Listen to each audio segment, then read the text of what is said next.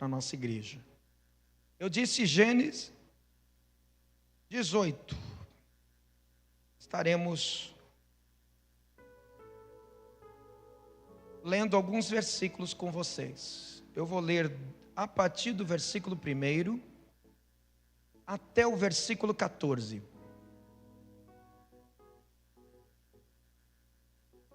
Vamos estar lendo agora, acompanhe. Minha tradução pode ser um pouquinho diferente da sua, mas tem o mesmo significado. Quem quiser pode acompanhar pelo telão aí. Eu vou ler uma leitura responsiva. Eu leio um e você lê outro. Vocês leem juntos outro. Eu vou ler os versos ímpares e vocês estejam lendo os versos pares, até o versículo 14. Isso quer dizer que vai terminar com vocês o versículo 14. Combinado?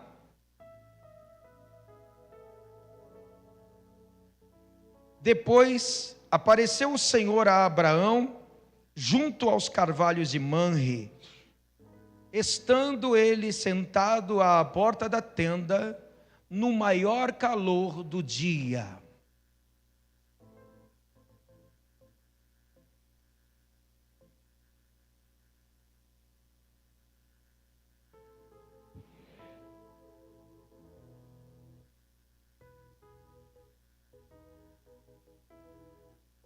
E disse: meu Senhor, se agora tenho achado graça aos teus olhos, rogo-te que não passes de teu servo.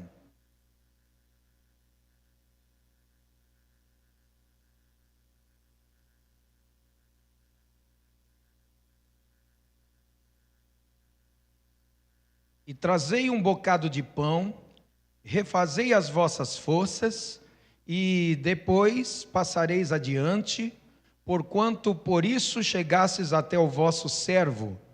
Responderam-lhe: faze assim como disseste.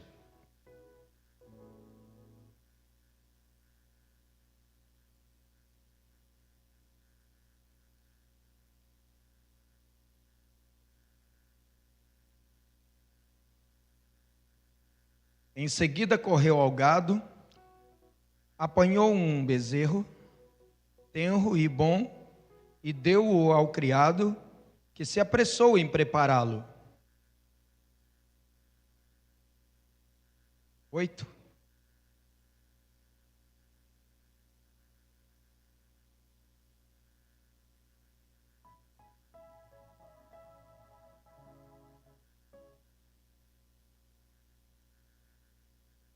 Perguntaram-lhe eles: onde está Sara, tua mulher?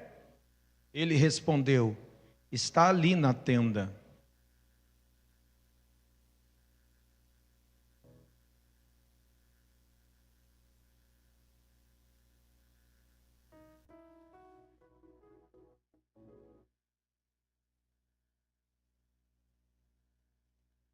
Ora, Abraão e Sara eram já velhos e avançados em idade, e a Sara havia cessado o incômodo das mulheres.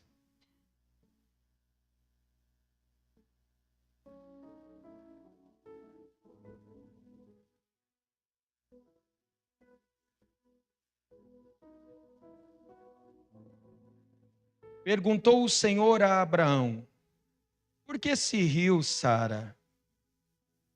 Porque se riu Sara, dizendo: é verdade que eu, que sou velha, darei à luz um filho?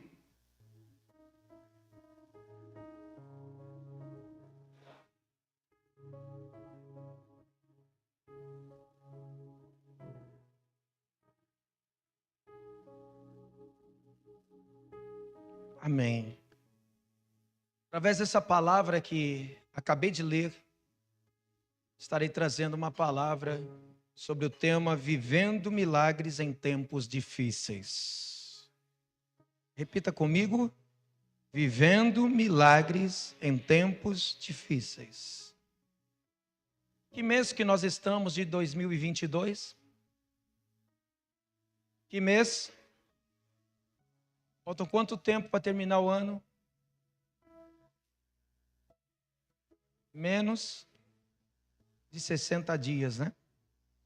Cerca de 40 dias, é isso? Mais ou menos 40 dias. Alguém aqui já começou a fazer planos para 2023?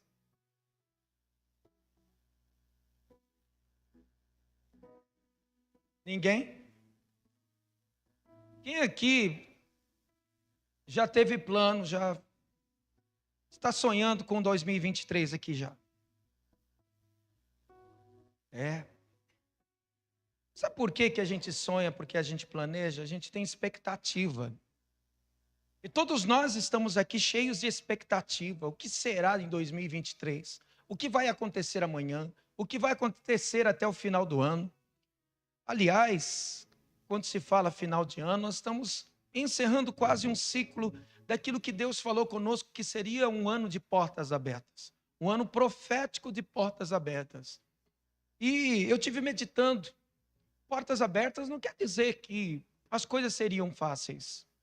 Que a porta já automaticamente estaria ali à disposição de qualquer um, de todas as pessoas. Não é isso. Deus, desde o início da primeira ministração de 2022, desde a última ministração de 2021, disse bem claro que essa promessa de portas abertas era para a igreja de Filadélfia. Eis que diante de ti pus uma porta aberta e ninguém a pode fechar. Tendo pouca força, guardaste a minha palavra e não negaste o meu nome. Então fala de pessoas que tiveram compromisso, lealdade, fidelidade diante de Deus. Que puderam permanecer fiéis apesar dos obstáculos, das adversidades, das lutas. E nós sabemos muito bem que na época de João, aquela igreja estava passando por uma prova como as demais igrejas também. E o que nós vemos é que Deus parece que permite que determinadas coisas difíceis aconteçam no meio da caminhada, no meio da estrada, justamente para a gente poder ver os seus milagres. E a gente está tendo algumas previsões para 2023, que se for realmente com aquilo que está sendo dado de estatísticas, políticas, econômicas, sociais e espirituais também, porque queira ou não queira, nós estamos aqui juntos, envolvidos nisso tudo. Somos cidadãos dos céus, mas também somos cidadãos da terra, então padecemos juntos. E interessante que qualquer fala de alguém do governo que vai assumir o governo, o negócio desestabiliza, o mercado financeiro reage, o dólar aumenta, a bolsa cai, investidores ficam preocupados, ficam com medo. E tem gente que é assalariado que fica, meu Deus, como que vai ser? Será que ainda vou estar naquela empresa? Será que não vou? Será que vou ser mandado embora? Será que vai ser melhor? Se vai ser pior? Aquela expectativa, irmãos. Mas eu devo dizer uma coisa para você que tem Deus na sua vida, você tem algo mais na sua vida, sabe o que é? Você pode e é capaz de viver um tempo de milagres mesmo em tempos difíceis. Porque é em tempos difíceis que se manifesta a glória de Deus. Você vai ver alguma coisa faltando para Elias, mas você vai ver Deus dando direção para Elias. Deus falando para Elias, olha, por um momento eu te mando para um estágio no Querite. Fica lá no Querite. Mas às vezes a gente tem aquela impressão de que o Querite é o último estágio da nossa vida, que nós vamos viver o tempo todo no Querite e vamos morrer ali no Querite. Por exemplo, o povo de Israel, quando Deus deu livramento através de José para o povo de Israel, eu preguei sobre isso aqui. Através de quem que Deus deu livramento para Israel? De quem? De um homem chamado José. Deus o constituiu como governador. Olha, eu falei sobre isso, falei sobre promessa, sobre sonho. José teve um sonho, só que até a realização desse sonho, a concretização de José como governador, teve um processo. E nesse processo, nem o próprio José saberia ou sabia que seria um processo dolorido. Dolorido tal qual que foi em que envolvia até seus irmãos. Que coisa terrível que foi. Mas enfim, eu não quero falar sobre José. Estou falando de processo. Que às vezes a gente tem aquela falsa sensação de que tudo vai ser um mar de rosas. E não é sempre assim. E não é assim. Se nós vemos pessoas que têm sua casa, seu apartamento, seu carro, às vezes quitado, ou Vai falar para ele o quanto que ele teve que trabalhar, teve que se dedicar, teve que economizar para poder pagar a prestação da sua casa, para ter o que tem. Não é fácil. Mas quem vê agora a sua casa levantada, o seu carro, não sabe que teve por trás um grande carnê, que teve que pagar 60 vezes ali. Como foi difícil. Como foi complicada essa fase. Da mesma forma, muita gente olha a IBFAV do jeito que está aqui e não sabe como que foi o nosso início.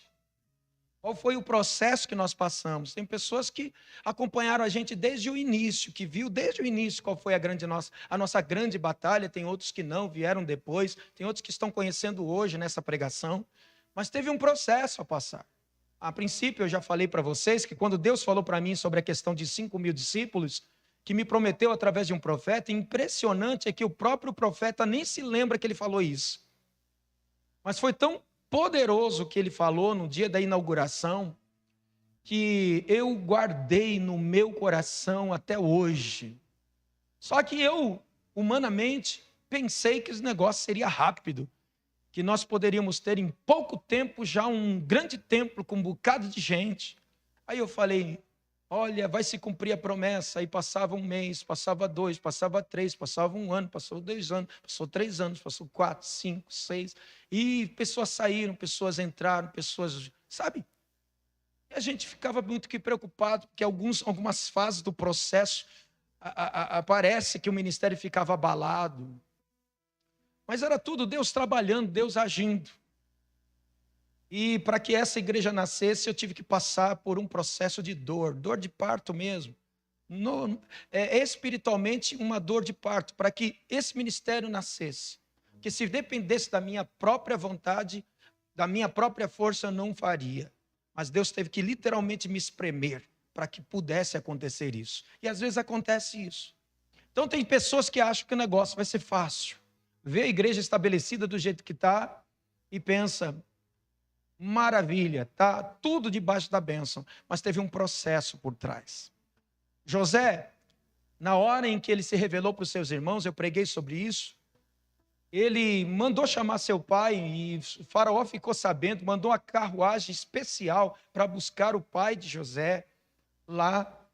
E quando tinha aquela fase das vacas magras, que era o período de seca, de fome, de escassez, o próprio faraó tomou a iniciativa dizendo, traga toda a sua família, tem um cantinho para eles aqui. José preparou mesmo um cantinho, que foi a terra de Gozem. Nessa terra de Gozem ficou o povo de Israel lá, e eles pensaram que era ali que eles iriam parar e pronto, e acabou. Está feito o negócio. Estava tão bom em Gozem. Enquanto José estava lá, estava muito bom. Mas de repente José morreu. De repente o faraó, que era amigo de José, morreu. Entrou um outro faraó. É um novo ciclo, uma nova fase, uma nova história. Por quê? Porque Deus não queria o povo ali, em Gozem. Por mais que era um tempo precioso, maravilhoso, o povo enriqueceu, o povo prosperou. Aí que está o negócio. Veio outro faraó que oprimiu o povo de Israel, e essa opressão serviu para tirar o povo do conforto, da zona de conforto. Fala para quem está do seu lado, às vezes acontece assim. Deus permite algo para nos tirar da zona de conforto. Amém? Nós não gostamos. Quem que não gosta de zona de conforto? Todo mundo gosta. Sombra e água fresca, irmãos, aquela rede preguiçosa para deitar. Não é? Quem que não gosta disso? Água de coco, dinheiro farto na conta bancária. Quem não queria ganhar na mega da virada do ano? Tem aqueles que falam assim, ai bispo, se eu pudesse ganhar na Mega Sena, eu daria essa chácara pronta, um salão já pronto para a igreja, vocês nem pagariam mais aluguel. São tantas coisas, eu ficava assim, é mesmo, né? Podia ser mais fácil a situação, né? Entrou um dízimo maravilhoso na conta, o suficiente para a gente terminar a nossa chácara toda, hein? Agora mesmo na conta da IBFAV. Não é? Mas nem sempre é assim, amado. Cada passo, uma conquista. O que eu falei? Foi isso que Deus falou para Josué. Ele poderia ter colocado logo de cara lá, de mão beijada para Josué. Não, mas ele tinha que conquistar. E tinha que demonstrar fidelidade em cada passo. Demonstrando sua fidelidade e o compromisso com o Senhor. E no meio desse processo, Deus, ele tira os fiéis para um lado e os infiéis para o outro. No meio do processo. Você vai ver. Tinha gente no exército de Josué, um chamado. Dá um cutucão em quem está do teu lado, por favor. Fala, presta atenção. Me ajuda aí, porque essa palavra ele precisa ouvir. Escuta bem. Tinha um camarada no exército de Josué chamado Acã. Qual o nome dele? Ali Deus revelou o que estava no coração de Acã. O que tinha no coração de Acã? Uma boa intenção? Ele era, se fosse levar para os nossos dias, um discípulo fiel, que obedecia.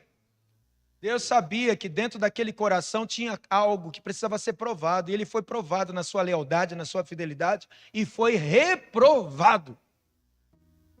Aí você fala assim, por que tinha 2 árvores no jardim? Poderia ter só uma, é verdade. Deus provocou isso, para que o homem pudesse ter livre-arbítrio, porque se tivesse, Genivaldo, só uma árvore, que opção ele teria? Só aquela mesmo. Imagine se você tivesse em todo o planeta Terra uma mulher só. Você teria escolha de mulher? Não. Imagine se tivesse uma igreja só. Você teria opção? Só teria uma. Então é assim que acontece. Deus colocou 2 árvores, repita, 2 árvores. A árvore do conhecimento do bem e do mal e a árvore da vida. Para a opção de escolha. Então sempre na tua vida vai estar assim, ó, céu ou inferno. Deus ou diabo. Entendeu? Fazer a vontade de Deus ou não, ser fiel ou não ser fiel. Então, foi feita essa prova. Acã foi um daqueles que foram rejeitados. Quer ver? Se Deus já tivesse só levantando Gideão e ninguém mais, onde estaria a prova da lealdade dos demais que se juntariam a ele? Pense comigo. Quantos que se juntaram quando teve a convocação com Gideão? Quantos que se juntaram, igreja? 32 mil. Marcão já pregou sobre isso aqui. 32 mil tinham, não é? Poderia ter vencido com os 32 mil, sim ou não? Venceu? Deus permitiu que fosse 32 mil? Passou pela prova, pelo teste. Nesse teste, nessa prova, mandou os covardes embora. Nossa, olhando assim, quem sabe Gideão falou, nossa, tudo guerreiro, tudo gente boa, tudo gente que eu vou conquistar. Olha, não é um número suficiente contra o exército do inimigo, mas é 32 mil, né? Tem um bom povo aqui comigo. Mas quem via coração era Deus. Fala assim, quem vê corações é Deus. Nós vemos a aparência, não é? E Deus falou assim, agora manda os covardes embora. Mandando o covarde embora, quem diria? Eu acredito que, não diz isso, mas eu acredito que Gideão, quando começou a ver 1 embora, 2 embora, 3 embora, 4, qual foi a baixa? Qual foi a baixa que teve no exército? Quantos foram embora? Quem lembra? 22 mil. Queridos, isso daí é para mostrar para a gente que mais da metade era um covarde. Só tinha número. Entendeu aqui? Pegou aí ou não? Mais da metade eram medrosos. Deus não queria medrosos na frente da batalha. E naquele instante teve a prova da água. E na prova da água mais um teste. De 32 mil foi para 22 mil. E de 22 mil da prova da água ficaram quantos? Quantos que foram reprovados na prova da água? 9.700. Você entendeu aqui? Então, ao total, nós tivemos 31.700 dos 32, 31.700 que não estavam devidamente preparados aos olhos de Deus. E foi com 300 que Gideão avançou e conquistou. Então é assim, o processo revela os medrosos, os que são leais, os que são desleais. Quer ver? Jesus chamou 12 apóstolos, 12 discípulos, todos foram leais? Todos foram fiéis? Pois é, teve um no meio que se dizia ser discípulo, que tinha o apostolado também, que operou sinais também, porque a Bíblia diz isso. Judas orava com eles, expulsava demônios com eles, pregava o evangelho com eles, mas Jesus não tinha nenhum valor para Judas. Eu uma vez trouxe uma palavra com o título Segredos do Coração. E tem coisas que eu não estou vendo, que somente, tem pessoas que só revelam quem é quando acontece uma catástrofe, um acidente. Assim como um avião. Quer ver uma coisa? A caixa preta do avião, ela só é aberta quando? Quando acontece o quê? Um acidente. Só vamos descobrir quem é a pessoa quando acontece alguma coisa. Tem coisa que não se revela tão fácil assim. E Judas era um daqueles que estava ali com uma caixinha preta do avião. Só revelou depois.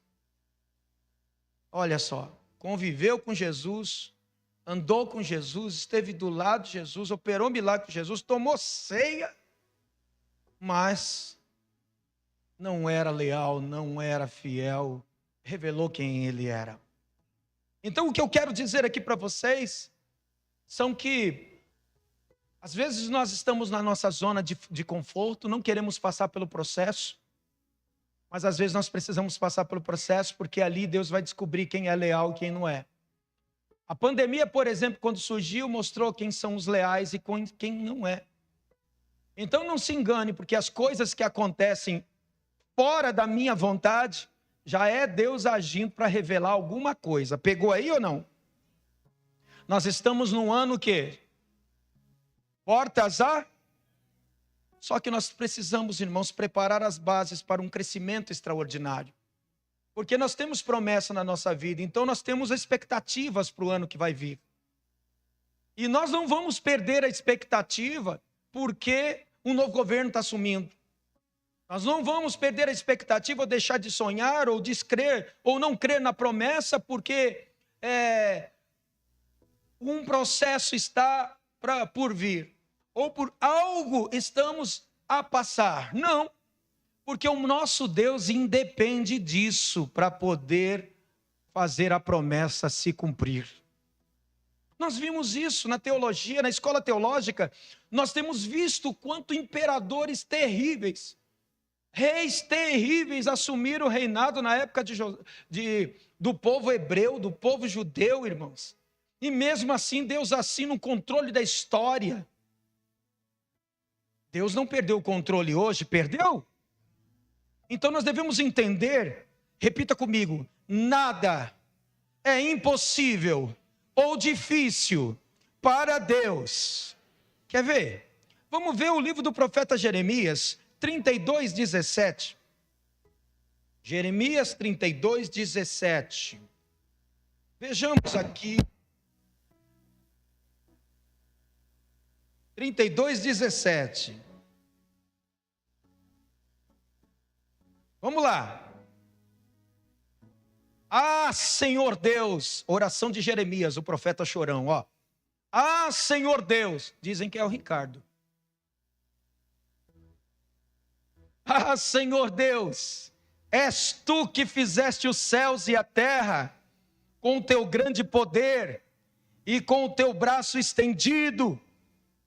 Nada há que te seja demasiado difícil. O que diz aqui? É o mesmo, né? A mesma tradução. Podem ler. Não, 17. Vai.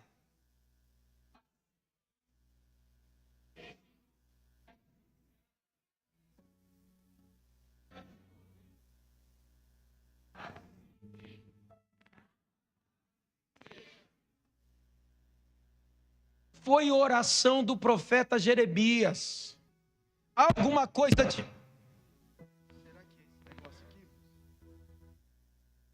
Será que é esse microfone aqui? Desculpa a todos que estão nos assistindo na live, mas está dando uns estralos aqui que é meio estranho. Mas até o final do culto vai estar resolvido isso. Jeremias 32:17 diz que nada é difícil, nada é impossível para Deus. Então, se nós olharmos para o texto que nós lemos no começo de Gênesis, Sara e Abraão já estavam em idade favorável para ter bebê? Não, irmãos. Por quê? Porque a idade era uma idade avançada. Então, se tivesse um médico na época, ele já iria dizer assim, ó, não tem como ter filho, nem você, nem ela. Por quê? Porque a idade era avançada. E nós vemos que, mesmo que as condições não estavam favoráveis para Sara e para Abraão, Deus fez acontecer. O Senhor cumpriu a sua palavra e depois de 1 ano nasceu Isaac. Por que isso?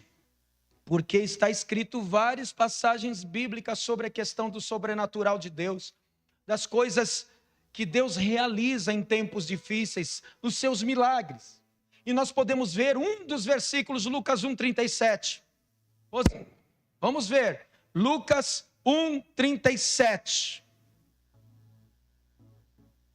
Vejamos.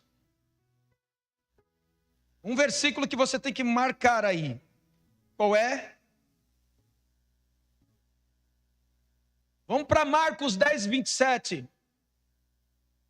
Vamos para Marcos 10:27. Jesus, porém, olhando para eles, disse: para os homens,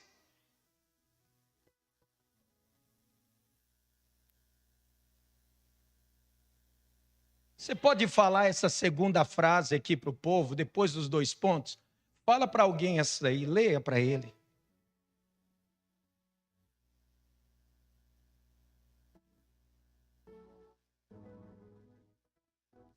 Então fala essa última frase. Porque para Deus, todas as coisas são possíveis. Tomou posse aí ou não? Mas tem mais, Lucas 18:27. Vamos para Lucas 18:27. Lucas 18:27. Mas ele respondeu: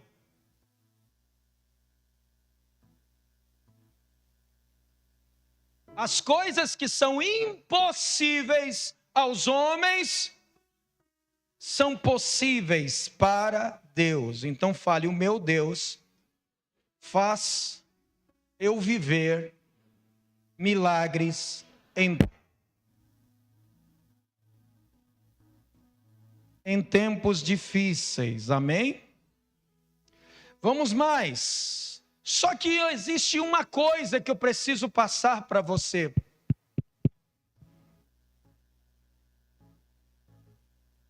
Existe esse daqui, não sei se está saindo bem para vocês, está aí? Ah não, né? Dá uma regulada aí. Só está o retorno aqui, isso. Melhorou aí, gente? Hoje nós estamos na prova do som. Vamos lá. Apesar de Deus estar falando tudo isso para a gente sobre a questão de aquilo que é impossível para o homem, é possível para ele, ou seja, que ele está querendo dizer para mim, dizendo, ó, apesar de a expectativa não ser tão boa politicamente, economicamente, religiosamente, enfim, em todas as áreas, você acredita em mim? Você está confiando na minha promessa? Está confiando na minha palavra?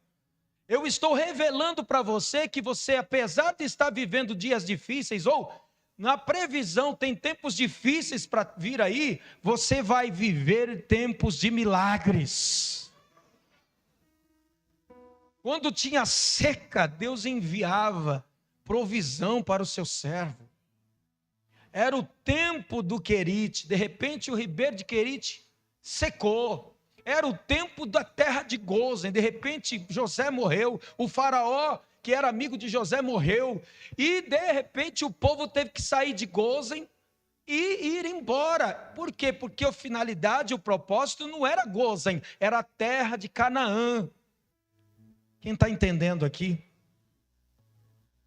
Para Elias não era o fim dele no Querite. Deus queria levar ele até uma unção sobre um profeta que seria o substituto dele. Qual é o nome do profeta que substituiu Elias?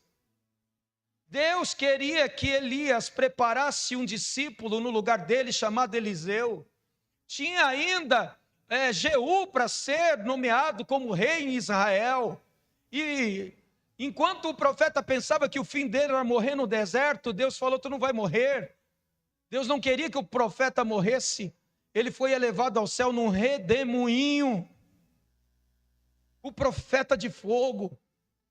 Então, aquilo que para nós parece ser impossível, para Deus é possível. Então, Deus está dizendo: eu vou permitir que a minha igreja viva de milagres.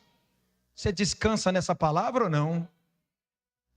Então veja bem, mas uma coisa eu quero passar para vocês, que tudo o que nós estamos ou iremos passar, tudo começa pela nossa mente. Tudo começa por onde? Foi o que Paulo disse em Romanos 12:2. Romanos 12:2. Vamos lá. Não sede conformados, mas sede transformados pela renovação do vosso entendimento. Vai. Só assim você experimenta qual é a boa, agradável e perfeita vontade de Deus. Esse processo de renovação na nossa mente. Por quê? Porque se nós continuarmos com a mesma mentalidade que a humanidade está, de perspectiva errada, perspectiva negativa, nós estamos acreditando que Deus perdeu o controle. Eu pergunto: Deus perdeu o controle? Ele está escrevendo a história. Amém? Eu preguei nessa vigília, nesta noite, nessa madrugada eu estive pregando na vigília e falando a importância da oração. E eu fiquei muito impactado, muito mesmo, quando eu estava para trazer a mensagem aqui na madrugada, quando o Senhor me falou, mexeu comigo muito com uma frase de Samuel. Samuel, aquele sacerdote que Deus não deixava cair sequer uma palavra dele no chão.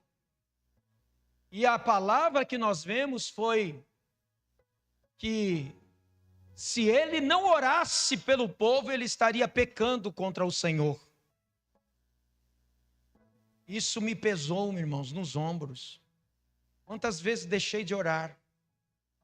Quantas vezes nós, como cristãos, ficamos preocupados com prostituição, adultério, mentira, roubo, vício. E muitas vezes nós estamos pecando por não orar. Quem sabe fazer o bem e não faz, comete o quê? Pecado. Oração faz bem? Então você tem que orar, porque faz bem. E se você sabe fazer o bem e não faz, comete pecado. E Samuel, ele disse: eu não posso deixar de orar por vocês, porque estaria pecando contra o Senhor. Foi bem sério o que Samuel chegou a falar. Sabe o que acontece na correria da nossa vida? A gente fala: não tive tempo. Não tive tempo nem de orar. Que conversa fiada. Porque eu posso orar fazendo academia, eu posso orar tomando banho, eu posso orar lavando louça, eu posso orar levando o cãozinho para fazer xixi lá na praça. Eu posso orar fazendo o número 2 no banheiro. Eu posso orar em espírito, enquanto eu dirijo, enquanto eu ando de bicicleta, enquanto eu faço minha caminhada. Nos 5 minutos naquele lá de modo soneca, eu posso tirar para mim dobrar meu joelho e orar. E é desculpa para mim poder estar vivendo sem orar? Não, irmãos, não. É conversa fiada. Nós somos realmente muito que preguiçosos nesta área. Me desculpe. Aí o que acontece? Meu dia foi tão cheio, que não deu para me orar. É verdade. Teu dia foi tão cheio e tão corrido, tão cheio, que você estava vazio de Deus. E é assim que acontece. Desculpas e mais desculpas. Eu falo que eu não tenho tempo para orar, mas tenho para o Free Fire, tenho para o videogame. É sagrado. Eu tenho tempo agora, Copa do Mundo, vai estar todo mundo lá parando. Tem empresas que vão fechar mais cedo. Ou vão liberar aquele tempo. Na escola já até avisaram, né, que não vai ter aula, não é isso? Por quê? Por causa da Copa, jogo do Brasil. Dia do jogo do Brasil, todo mundo tem que parar. Você vê como é que é o negócio? E eu fico dizendo que não tenho tempo para orar. Mentira, estamos mentindo, irmãos. Na cara de pau. O ladrão, irmãos, lá na cruz orou. Jesus lá na cruz orou ao Pai. E olha, e eu digo que eu não tenho tempo, eu estou vazio de Deus por isso. Chego na igreja, durmo. Olha para quem está do teu lado e vê se ele está cambaleando aí para dormir, hein? São pessoas que realmente, irmãos, quando vai assistir um filme, não perde uma cena sequer. Mas numa pregação, querido, nem falei 20 minutos. Estou indo para 30 minutos agora que eu estou pregando. Mas tem pessoas que, pelo amor de Deus, já está capengando. Vai lavar teu rosto, fica em pé com os obreiros, arruma um jeito. Mas não dá um de Eutico, não. Quem conhece a história de Eutico aqui?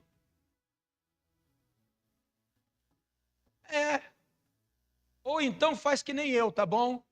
Uma vez eu fui na casa do nosso apóstolo, esses dias, uns meses atrás, eu fui para a casa do meu apóstolo Clodoaldo, lá em Barra Mansa. E aí, ele falou assim para mim assim, olha, bispo, uma coisa impressionante, eu só tomo café sem açúcar. Aí ele falou assim para mim, quer uma dica? Para questão de hábito, só basta 21 dias seguidos para você fazer algo para você se habituar. Toma 21 dias café sem açúcar que você vai se habituar facinho. Aí eu falei, tá bom então. Apóstola Rosiane, faz aquele cafezinho, eu vou tomar, sem açúcar. Já tomei um. Aí eu na minha cabeça vou tomar já os 21.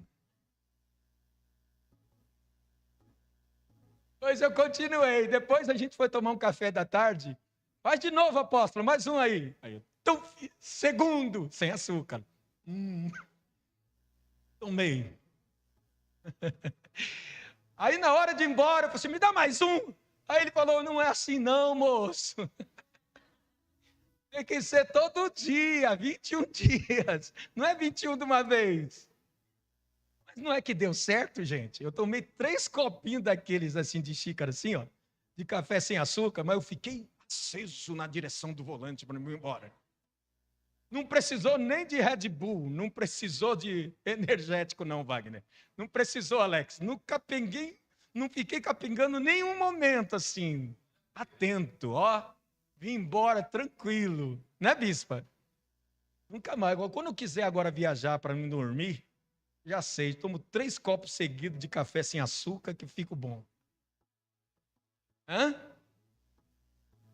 Nós temos que fazer um café sem açúcar para o povo aqui nessa igreja na hora do culto. Aleluia! Olha, já tem gente maldosa, já está apontando, já está cutucando o outro assim, olha aí, ó.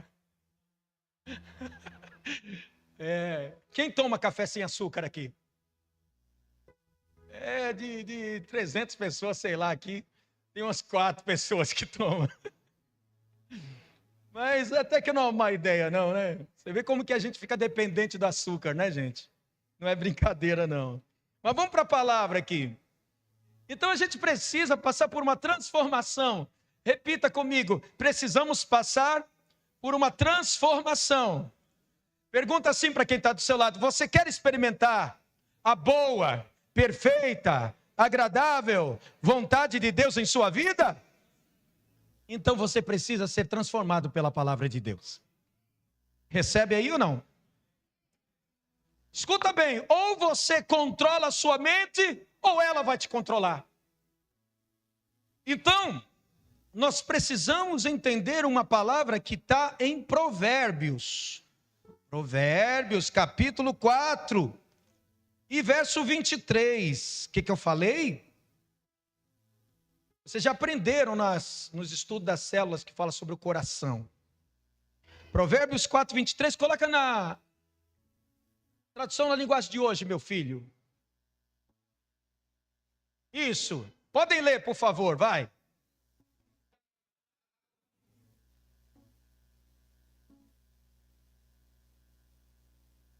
Oh! Lê para esse abençoado aí agora, vai.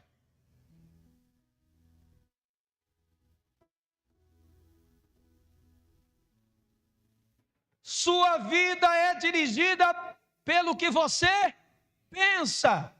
Está entendendo então? Se você pensar coisa ruim, tua vida vai ser ruim. Então, toma cuidado. Começa a armazenar coisa boa. Renove-se pela palavra de Deus. Saia daqui transformado, com boas expectativas. Teu Deus não vai falhar com você não, amém? Viver de milagres é um projeto de Deus para aqueles que esperam e confiam nele. Quem espera e confia no Senhor. Então creia no sobrenatural, creia na palavra de Deus, viva os milagres, porque tudo começa daqui, ó. Mas, se você olhar na Bíblia, você vai ver uma coisa impossível acontecendo. Um homem tinha morrido. O homem é Lázaro. Já estava há 4 dias lá na sepultura, cheirando mal. E você vai ver em João 11:40, uma palavra que Jesus deixou registrada para Marta e Maria. Para as irmãs de Lázaro. Olha só. João 11:40. Vai.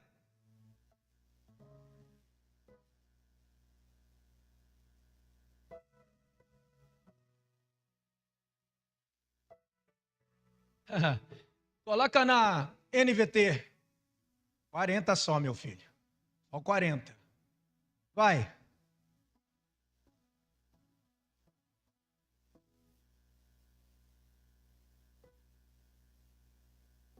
Eu quero que você leve para você essa palavra. É como se Jesus estivesse falando pessoalmente contigo. Se você crer, você verá a glória de Deus. Então troque agora, reformule isso. Esteja reformulando essa frase agora. Se você crer, você vai ver os milagres de Deus. Vou repetir. Se você crer, você verá ou viverá os milagres de Deus. Então leva para você agora. Se eu crer, eu viverei os milagres de Deus. Fala 3 vezes isso com amor no coração. Fala.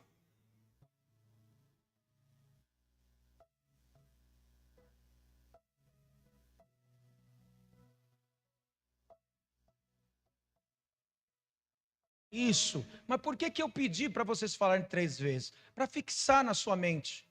Sua mente precisa passar por uma transformação. Então, se você se deparar com um problema, não importa qual seja, Deus irá atuar. O poder dele vai atuar através da sua fé. E a fé age o sobrenatural. Porque está escrito em Marcos 9, 23. Marcos 9, 23. Se puder,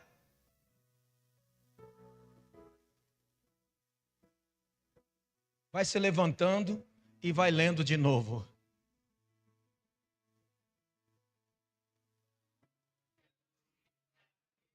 Sabe por que foi escrito aqui, se puder? Vamos antes aí. 22. Muitas vezes, isso, 22. Muitas vezes o espírito lança no fogo, um menino endemoniado, lunático. Ou na água, ou lança no fogo ou na água, e tenta matá-lo. Tenha misericórdia de nós, e ajude-nos.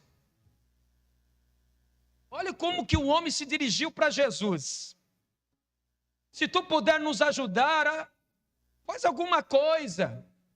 Por isso é que no 23 vem lá. Se puder, Jesus falou assim, o quê? Isso daí é fichinha para mim. Entendeu como é que é? Tu está duvidando que eu sou capaz de fazer? Quantas vezes nós estamos assim, queridos? Impactados. Mas não impactados pelo poder de Deus, mas sim pelas previsões negativas que tem pela frente. Nós ficamos preocupados como humanos, porque tem alguma coisa do mal atingindo, prevalecendo. Mas nosso Deus não perdeu o controle e nunca vai perder. Deus pode fazer um rebuliço. Deus pode fazer o sobrenatural. Aliás, Deus quer fazer o sobrenatural. Quem aceitou Jesus aqui? A Bíblia fala que você tem a vida eterna.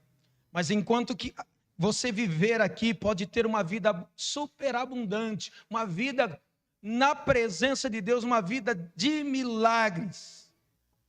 Como no nosso estudo de células sobre grão de mostarda, nós precisamos ter crescimento, e Deus quer que você cresça extraordinariamente. Deus quer que você cresça em todos os níveis. Deus quer que você viva experiências poderosas, mesmo em tempos difíceis. Então, você olha assim, mas bispo, para mim está muito difícil. Pronto, agora pega para você a palavra. A palavra diz que para os homens é impossível, mas para Deus nada é impossível. Para Deus é possível. Então, quando a nossa mente entendermos que tudo é possível ao Senhor, nós vamos ver perfeitamente os milagres de Deus em tempos difíceis. Você quer isso para a tua vida? Então agora, neste momento, eu quero que você se posicione. Que você neste instante feche os seus olhos. E com tudo que foi falado aqui, olha para a tua limitação, sim. Mas depois, tira os olhos de você e olha para aquele que é o autor e consumador da fé. Olhe para aquele que tudo pode. Que pode fazer você viver os milagres. Ele quer que você viva um tempo de milagres na sua vida. Seja de doença que você está no seu corpo. Seja de problemas profissionais, porque você não arruma emprego. Seja porque tem uma conta muito alta para você pagar e não tem perspectiva nenhuma. Lembre-se, o teu Deus é um Deus de milagres. Grupo de louvor, por favor, sobe aqui.